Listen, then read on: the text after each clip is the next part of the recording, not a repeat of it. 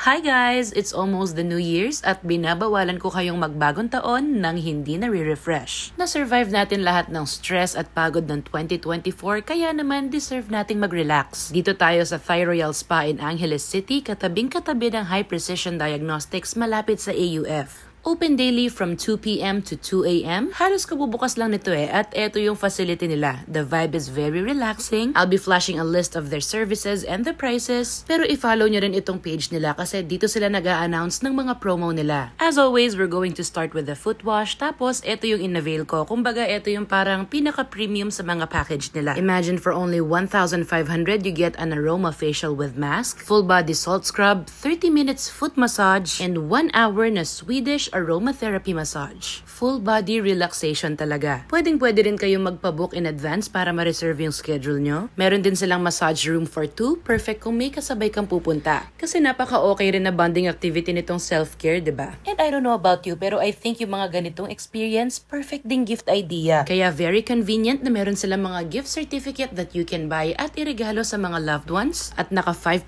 promo to until December 30th. Apart from that, madalas naman silang may mga promo, so just follow their page para updated ka.